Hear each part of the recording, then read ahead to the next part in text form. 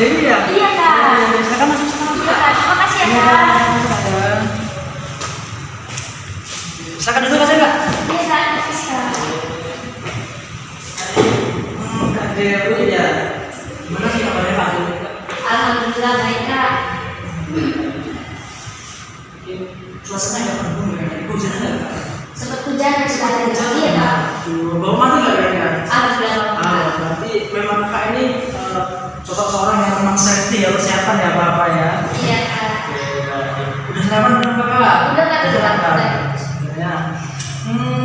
Baik. Jadi kakak ini kalau di sekolah kan kelas berapa ya? Saya kelas 12. Kelas 12 ya? Kelas 12. Sekarang udah bulan Oktober, kelas 12 berarti mendekati mau kelulusan nih kakak ya? Iya kak. Jadi kegiatan pas mau kelulusannya sebenarnya apa sih sekarang ya? Udah tahu? Kesibukan di sekolah kalau lulus itu kita menyiapkan ujian-ujian kak. Gak cuma itu aja sih kak, juga kita menyiapkan kedepannya kita mau ambil jurusan apa saat kita kuliah kita. Semangat Kak ya, udah kelas 3 nih, berarti mau kuliah yang rasa Kak ya? Iya kak. Baik, jadi kira-kira kita mau kuliah ini udah ada planning belum sih? Mau jurusan apa, mau kampus mana, udah ada belum kira-kira? Kalau untuk jurusan saya udah ada kak, saya ingin mengambil psikolog. Cuma dari ibu menekankan saya untuk mengambil kedokteran kak. Jadi tidak apa sih Pak. Jadi kakak sudah ada planning dan sebenarnya untuk memilih jurusan itu pasti membutuhkan waktu untuk kita mendapatkan jawaban yang pasti Kak ya, yang pasti ya, yang pasti itu yang sesuai dengan minat dan bakat kita Kak ya. Jadi sebelum kita lanjut ke presentasi, kami sebagai konselor itu memiliki beberapa asas-asas Kak. Jadi saya izin untuk menjelaskan beberapa asas saya. Yang pertama itu kami sebagai konselor itu memiliki asas kerahasiaan yang mana kami sebagai konselor itu sudah pasti menjaga kerahasiaan kakak. Jadi kakak itu bebas bercerita seperti apa aja akan kami menjaga kerahasiaan kakak. Sudah pasti. Jadi yang kedua itu ada asas kesukarela. Jadi kakak kesini tuh kira-kira sukarela nggak sih? Di sini ada paksaan nggak sih seperti itu kak. Jadi untuk yang ketiga itu konselor itu memiliki asas yang dimana asas itu adalah asas keterbukaan dan kejujuran. Jadi kakak kesini itu cerita itu juga siap terbuka, siap jujur, siap bercerita pada kamu seorang mahasiswa. Jadi gimana sih kak? Kira-kira cocok nggak ataupun setuju nggak sih dengan asas-asas yang sudah saya sampaikan di sini kak? Baik, untuk asas-asas yang kakak sebutkan, yang tadi kakak sebutkan. Terima kasih kak ya sudah setuju nih dengan asas-asas yang telah saya sampaikan. Jadi bisa langsung kita baca saja kak ya.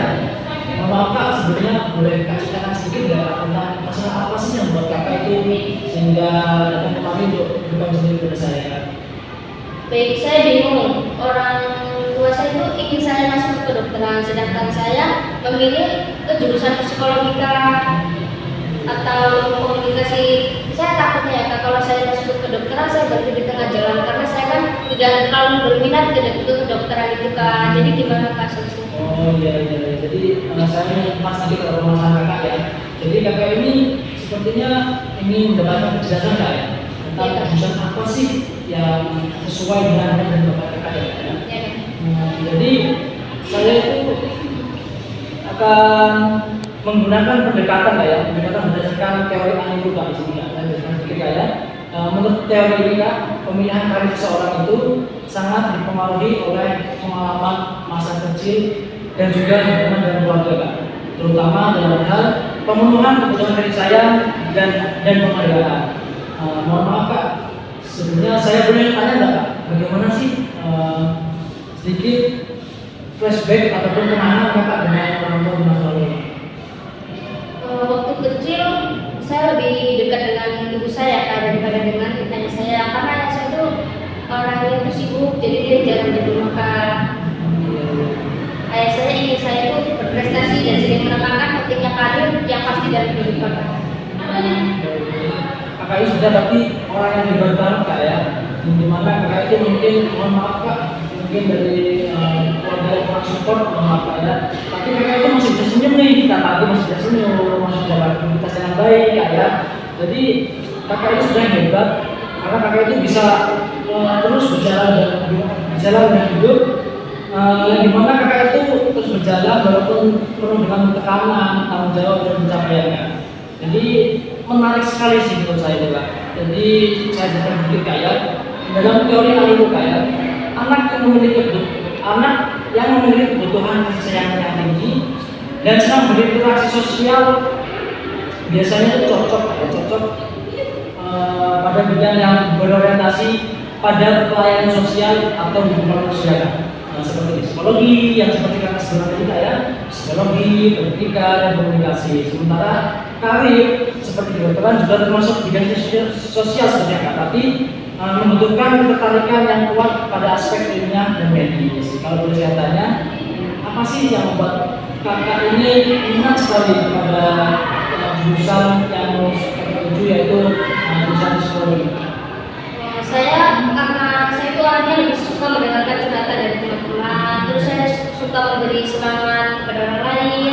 Saya juga suka berbicara di depan umum dan aktif di organisasi kan. Rasanya bahagia sejak kalau bisa membantu orang lain. Kamarnya saya ingin mengambil jurusan psikologi itu Pak.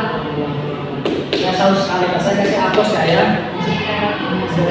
Kakak itu sebenarnya mempunyai karakteristik pribadi yang terbuka sama teman ya. Terbukti juga dan saya kata kakak ini bisa terbuka oleh kakak ya. Kakak itu hebat banget sebenarnya ya.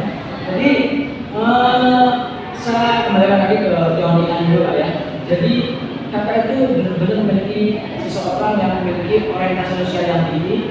Artinya kakak itu benar-benar cocok loh melibatkan ataupun mengambil jurusan yang berkaitan dengan manusia dan empati. Yang seperti kakak sebutkan tadi, seperti jurusan psikologi, ataupun konselor, ataupun guru, ataupun profesional komunikasi. Jadi kakak itu juga punya karakter terbuka dan peduli yang bisa menjadi kekuatan yang bisa berada di dalam terbuka. Wah, jadi sebenarnya jurusan ini sangat cocok ya Kak dengan kepribadian saya di Kak. Ya, benar. Jadi saya harus mengambil jurusan ini Kak karena dia sangat cocok dengan kepribadian saya di Kak. Ya, betul sekali.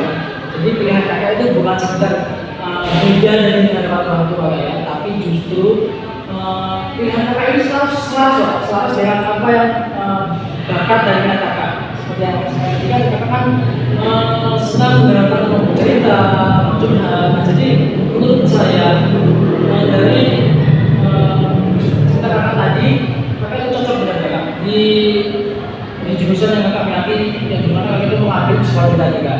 Jadi sangat cocok sekali dengan potensi yang kakak miliki.